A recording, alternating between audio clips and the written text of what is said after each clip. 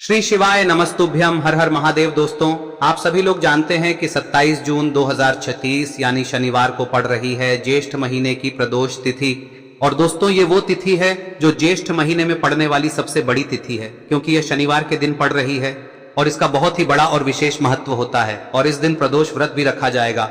पूज्य गुरुजी ने कहा है, अगर कभी भी मौका लग जाए और ज्येष्ठ महीने की प्रदोष तिथि शनिवार को पड़ जाए तो आप लोगों को 1 दीपक और 11 चावल के दाने वाला उपाय तो अवश्य ही करना चाहिए। और इन दोनों का संयोग बहुत ही कम आता है। और दोस्तों, पूज्य गुरुजी ने अपनी शिव महापुराण की कथा में बताया है, इस दिन आपको 11 चावल दाने वाला उपाय तो अवश्य ही करना चाहिए, क्योंकि ऐसा दिन पूरे साल में सिर्फ एक ही बार आता है। और दोस्तों, आप सभी लोग जानते हो कि शनिवार प्रदोष व्रत का अगर सबसे बड़ा कोई उपाय है तो वो 11 चावल के दाने वाला उपाय है। तो दोस्तों, इस शनिवार के दिन आप लोगों को इस 11 चावल दाने वाले उपाय को जरूर करना है।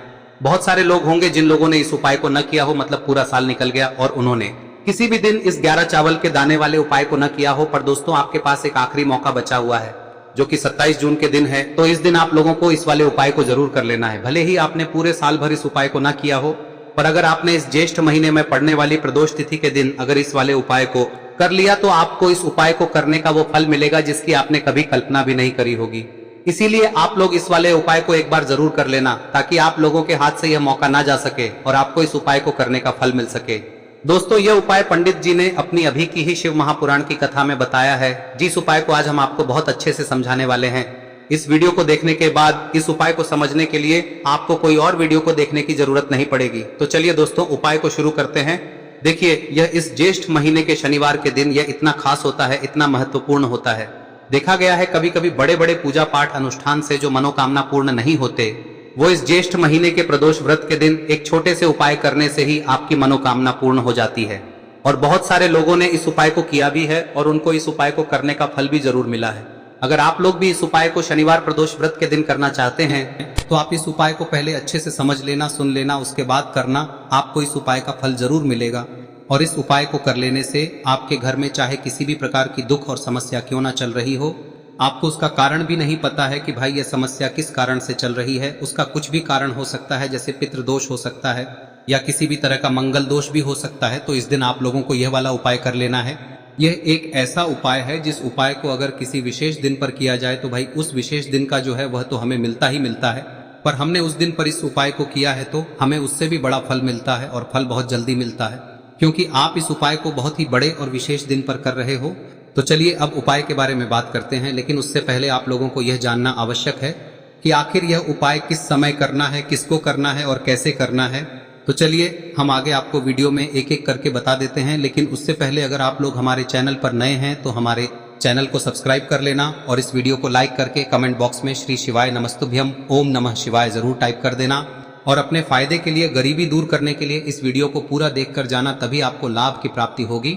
यदि आज आपने वीडियो को बीच बीच में से देखा, काट काट कर देखा, तो आपको जीवन में कभी सफलता हासिल भी नहीं। तो दोस्तों, इस 11 चावल के दाने वाले उपाय को हमें इस प्रदोष व्रत के दिन कैसे करना है, किसको करना है, किस समय करना है और कहां पर करना है, ये सारे सवालों के जवाब आपको इस वीडियो में मिल जाएंगे। और जो ये वीडियो देखेगा भाई, उसको 11 चावल के दाने वाला उपाय जरूर करना चाहिए, क्योंकि इस दिन एक चावल के दाने का भी बहुत ही बड़ा और विशेष महत्व होता है। और जब बात आ जाए 11 चावल के दाने की, तो ये सोने पे सुहागा वाली बात हो जाती है और ये एक बहुत ही बड़ा उपाय हो जाता है इस शनिवार प्रदोष व्रत का। तो अब दोस्तों, इस 11 चावल के दाने वाले उपाय को आखिर करना किसको है, सबसे पहले हम लोग वो बात जान लेते हैं। तो देखो, घर की जो बड़ी माताएं बहनें होती हैं, उन माताओं बहनों में से कोई भी एक बड़ी माता बहन इस वाले उपाय को कर सकती है। और दोस्तों, अगर आप चाहें तो अपने घर में से सभी सदस्यों को भी इसको करवा सकते हैं। अगर किसी व्यक्ति की खुद की कोई मनोकामना है, खुद की कोई दुख और परेशानी है जो कि वो अपने लिए ही करना चाहता है इस वाले उपाय को, तो वह खुद अपने लिए भी कर सकता है। बाकी अगर कोई घर में से ऐसा है जो कि अपने पूरे घर परिवार की सुख और शांति के लिए ये वाला उपाय करना चाहता है, तो भाई वो भी कर सकता है, उसमें भी कोई दिक्कत वाली बात नहीं है।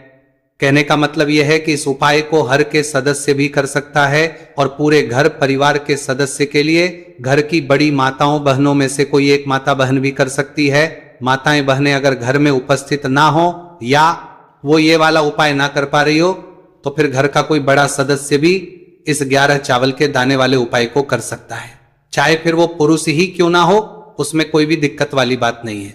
अब दोस्तों, इस 11 चावल के दाने वाले उपाय को हमें करना कहां पर है? हमें इसे शिव जी के मंदिर में जाकर करना है। बहुत सारे लोग प्रश्न करते हैं उपाय को करते समय, क्या हम इस उपाय को घर पर कर सकते हैं? तो इस वाले उपाय को आप घर पर नहीं कर सकते हो। इस वाले उपाय को करने के लिए आपको शिव जी के मंदिर ही जाना पड़ेगा।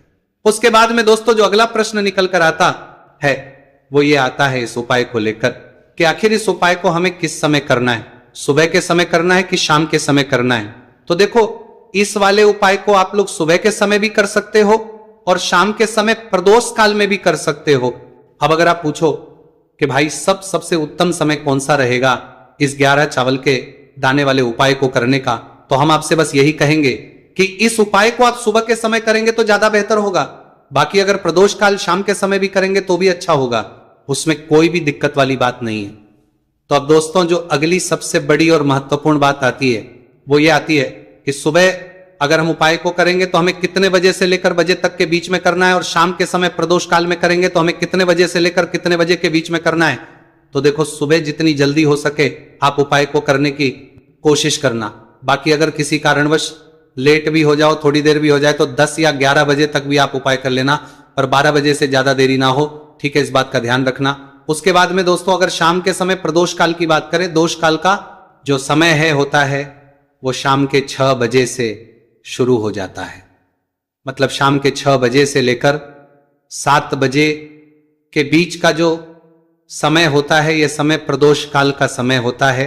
पर अभी जो मौसम चल रहा है, इस मौसम में जो है शाम बहुत देरी से होती है, तो आप इस उपाय को 7 या 8 बजे के बीच में भी कर सकते हो। मतलब शाम के 6 बजे से रात 8 बजे के बीच में आप कभी भी इस वाले उपाय को कर सकते हो, उसमें कोई भी दिक्कत वाली बात नहीं है। अब दोस्तों यहां पर इस उपाय को लेकर एक और सबसे बड़ी बात यह निकल कर आती है कि इस 11 चावल के दानों को हमें लेना कहां से होता है और हमें इस उपाय को करने के साथ में क्या और कुछ भी सामग्री ऐसी होती है जो शिव जी के मंदिर लेकर जानी है। तो देखो यहां पर हम आपको बता दें, सबसे पहले आप लोग ये जान लो कि ये जो 11 चावल के दाने वाला उपाय है, सिर्फ और सिर्फ आप उपाय की सामग्री लेकर कभी भी शिव जी के मंदिर मत जाना, क्योंकि हमें भगवान के सामने ये नहीं दर्शाना है कि अगर हम भगवान शिव जी के मंदिर आए हैं तो अपने फायदे के लिए आए हैं। तो इसलिए जो भी पूजन सामग्री है, उपाय सामग्री है, 11 चावल के दाने, इसके साथ में आपको पूजन सामग्री भी जरूर लेकर जाना है। देखो, अगर सुबह के समय उपाय कर रहे हो तो सीधी सी बात है, 1 लोटा जल तो आप लेकर जाओगे ही जाओगे। वही 1 लोटा जल अगर मिट्टी का जल हो तो बहुत अच्छा रहेगा। मिट्टी का जल कैसे बनाया जाता है, इसके लिए हमने पहले से बहुत सारी वीडियोस बना दी है। आपके पास इस दिन एक आखिरी मौका रहेगा मिट्टी का जल शिवजी पर चढ़ाने का और उपाय को करने का, बहुत बड़ा आपको इस दिन फल मिलेगा। तो इसलिए इस दिन हो सके तो भाई मिट्टी का जल चढ़ाना, तो अपने साथ में कम से कम 1 लोटा जल तो आपको लेकर जाना ही जाना है। अगर मिट्टी का जल नहीं है तो घर का जल भी आप इस्तेमाल कर सकते हो। इसके अलावा जो भी पूजन सामग्री है, देखो 11 चावल के दाने ये अलग आपके रहेंगे और जो आपकी पूजन सामग्री रहेगी वो अलग रहेगी। पूजन सामग्री में आप जो भी चीज लेकर जाना चाहे वो लेकर जा सकते हैं, उसमें कोई भी दिक्कत वाली बात नहीं है। वही अगर हम बात करें शाम के समय की, तो शाम के समय शिवजी पर जल नहीं चढ़ता है, इसीलिए शाम के समय आप लोग एक दीपक तैयार कर ले जो कि गोलबत्ती का, आटे का, शुद्ध देसी गाय का घी का होगा है। इस बात का आप लोगों को ध्यान रखना है और इस दीपक को आपको घर से जलाकर नहीं लेकर जाना है, भगवान शिव जी के मंदिर में जाकर ही जलाना है।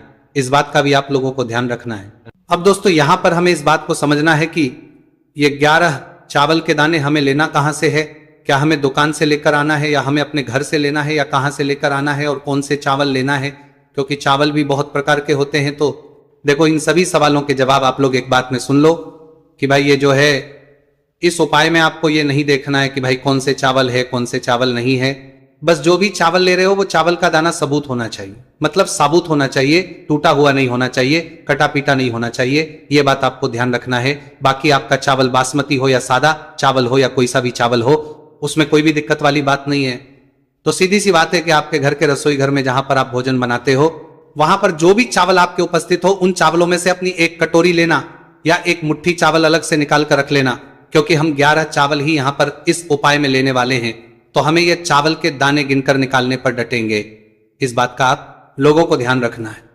तो अपने उस चावल की कटोरी में से या चावल में से 11 ऐसे चावल के दाने आप लोग निकाल लो जो कि टूटे हुए ना हो, कट्टे पीटे ना हो, जिनमें कोई दाग ना लगा हुआ हो, है ना।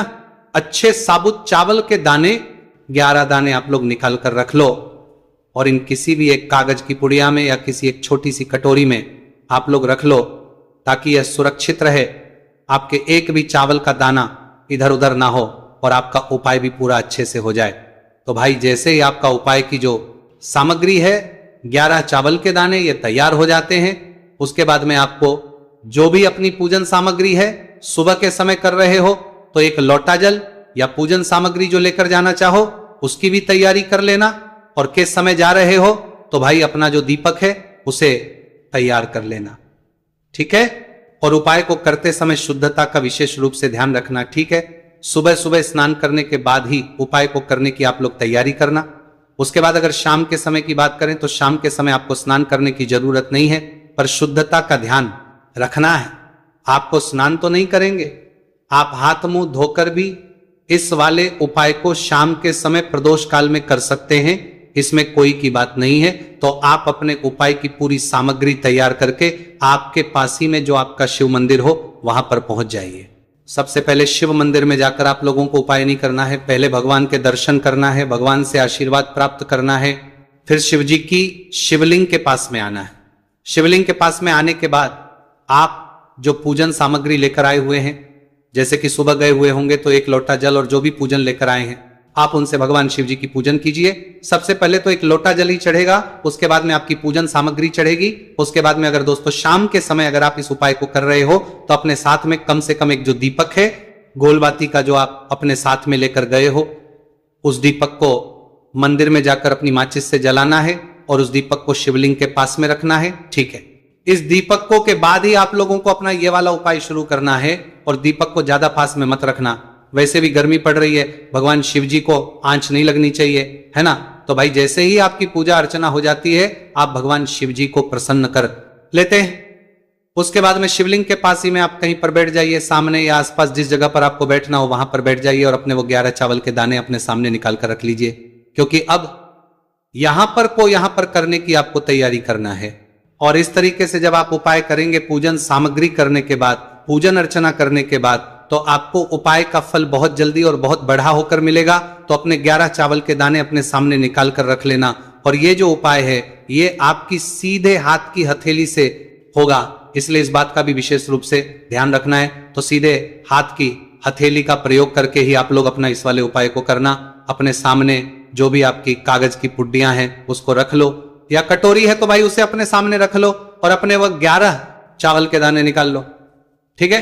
उसके बाद में दोस्तों अब आपको क्या करना है कि शिवलिंग आपके सामने होगी तो आपने वो 11 चावल के दाने एक एक करके आपको शिव जी के शिवलिंग के ऊपर चढ़ाना है। कहां पर चढ़ाना है? शिवलिंग के ऊपर चढ़ाना है, और कहीं पर भी नहीं चढ़ाना है, आपको अपने हथेली से शिवलिंग के ऊपर चढ़ना है। भले ही फिर वो अपने आप जलाधारी पर गिर जाए या मतलब वहीं पर गिर जाए, उसमें कोई दिक्कत वाली बात नहीं है, पर आप चढ़ाओ शिवलिंग के ऊपर ही। तो आपको क्या करना है, अपना पहला चावल उठाना है, श्री शिवाय नमस्तुभयम बोलना है और शिवलिंग पर चढ़ा देना है। इसी तरीके से दूसरा चावल का दाना उठा है, शिवलिंग पर चढ़ाना है और मंत्र बोल देना है, और फिर तीसरा चावल का दाना उठाना है, श्री शिवाय नमस्तुभयम बोलना है और चढ़ा देना है। इसी प्रकार से आपको पूरे 11 चावल के दाने एक एक करके शिवजी के शिवलिंग के ऊपर चढ़ाना है और भगवान से प्रार्थना करते जाना है। मतलब प्रार्थना तो आपको आखिरी में करना है, पर हर एक के दाने को चढ़ाते समय श्री शिवाय नमस्तु भयम जरूर बोलना है। उसके बाद ही में ये चावल का दाना शिवलिंग के ऊपर आपको चढ़ाना है। जैसे ही आपके 11 चावल के दाने शिवलिंग के ऊपर जाते हैं तो भाई उसके बाद में आपको क्या करना है, भगवान से अपनी मनोकामना बोलना है। मनोकामना भी कब बोलना है? जब आपका 11 चावल का दाना आपके सीधे हाथ की हथेली में हो और आप उसे चढ़ाने के लिए जा रहे हो, श्री शिवाय नमस्तु भयम बोलकर उस आखिरी चावल के उस शिवलिंग के ऊपर चढ़ा देना और भगवान से फिर अपनी वहां मनोकामना बोल देना।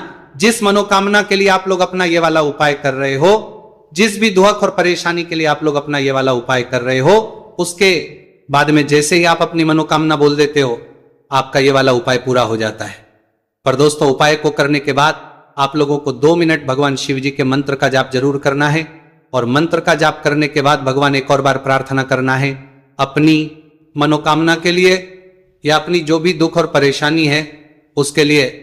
इसके बाद में आप लोग भगवान को देखकर भगवान से प्रार्थना करके उनसे आशीर्वाद लेकर वहां से उठ सकते हैं और अपने घर पर जा सकते हैं। बस दोस्तों, यहां पर यह वाला उपाय पूरा हो जाता है। इस तरीके से जो भी व्यक्ति छोटी छोटी चीजों का ध्यान रखते हुए इस 11 चावल के दाने वाले उपाय को करेगा, निश्चित सी बात उसे उसकी मनोकामना जल्द ही पूर्ण होगी और जो भी दुख और परेशानी है वो भी बहुत ही जल्दी दूर होंगे। और दोस्तों, अगर आपको हमारी ये वीडियो पसंद आई हो तो हमारे इस वीडियो को लाइक और चैनल को सब्सक्राइब जरूर करें। हर हर महादेव, ओम नमः शिवाय। देखिए, मार्गशीर्ष मास के दिनों में विशेषकर भगवान शिव और माता पार्वती और विष्णु भगवान का पूजन किया जाता है। अब साथ ही साथ पूर्णिमा का दिन भी पड़ गया है, तो ऐसा समझ लीजिए आपके जीवन में धन भी आएगा, सुख भी आएगा, धन बढ़ेगा भी और साथ ही साथ आपके जीवन के सारे संकटों को भगवान शिव जी दूर कर देंगे। तो चलिए सबसे पहले बात कर लेते हैं सबसे पहले उपाय की, जो कि गुरुवार वाले दिन आपको विशेषकर करना है। और इस उपाय को करने से आपकी कोई भी ऐसी इच्छा, कोई भी विश जो अभी तक अधूरी है, पूरी नहीं हो रही है, तो आपकी बड़ी से बड़ी विश और मनोकामना भी पूरी हो जाती है जब आप गुरुवार पूर्णिमा वाले दिन इस पहले उपाय को कर लेते हैं। तो देखिए, आप सभी जानते हैं कि श्री हरि विष्णु जो है उन्हें तुलसी दल सबसे प्रिय है। बिना तुलसी माता के श्री हरि विष्णु अधूरे हैं और बिना तुलसी पत्तों के श्री हरि विष्णु का भोग अधूरा है। अब श्री हरि विष्णु को प्रसन्न करके आप अपनी किसी भी मनोकामना को पूरा कर सकते हैं, क्योंकि श्री हरि विष्णु प्रसन्न हो गए तो आपकी कोई भी विश और इच्छा मनोकामना अधूरी नहीं रहेंगी। तो आपको तुलसी के 5 पत्ते लेने हैं। अब ये 5 तुलसी के पत्ते जो आपने लिए हैं, ये 5 तुलसी के पत्ते आपको श्री हरि विष्णु को अर्पित करने हैं। अपने घर के मंदिर में ही ठीक है, ऐसा आपको करना है। आपके घर में श्री हरि विष्णु की कोई मूर्ति है, प्रतिमा है, वहां पर यह 5 तुलसी के पत्ते आप रखें और साथ ही साथ एक देसी घी का दीपक गोल बाती का आपको लगाना है। और ओम नमो भगवते वासुदेवाय नमः इस मंत्र का आपको 11 बार जप करना है। देखो मंत्र कौन सा है, ओम नमो भगवते वासुदेवाय नमः। और फिर श्री हरि विष्णु से अपनी विश, अपनी इच्छा, अपनी मनोकामना कह देना और फिर देखना आपकी विश और इच्छा, जो भी आपकी मनोकामना है, जो भी अपने जीवन में आपको चाहिए। अगर निर्धनता बहुत है, आप अपने घर से गरीबी को दूर करना चाहते हैं, या फिर धन आपका बढ़ता नहीं है, आप चाहते हैं कि आपका धन बढ़े, या फिर आपके घर में फिजूल खर्ची बहुत होती है, पैसा आपके पास नहीं रुकता है, आप चाहते हैं कि पैसा आपके पास रुके, या फिर घर में कोई व्यक्ति ऐसा है जो बहुत बीमार रहता है, या फिर किसी का विवाह नहीं हो पा रहा है, तो जो भी आपकी इच्छा है, जो भी आपके विश है, बस एक बार श्री हरि विष्णु से कह दे। दिन है, साथ ही 7 साल का सबसे बड़ा दिन है। यह दिन इतना उत्तम है कि जो आप श्री हरि विष्णु से मांग लेंगे, जो उनसे कह देंगे, वह आपकी विश, आपकी मनोकामना को बहुत जल्दी पूरा कर देंगे। तो यह पहला उपाय है। चलिए बात करते हैं दूसरे उपाय की। देखो, यदि आपके जीवन में आर्थिक संकट बहुत अधिक हो रहे हैं, धन की समस्या लगातार जीवन में बनी हुई है, एक एक रुपयों को प्राप्त करने के लिए आपको बहुत अधिक मेहनत कर रहे हैं, तो आज रात्रि में सोने से पहले आपको हो यह चमत्कारी दीपक का उपाय अवश्य करना है। या फिर यदि आपका जो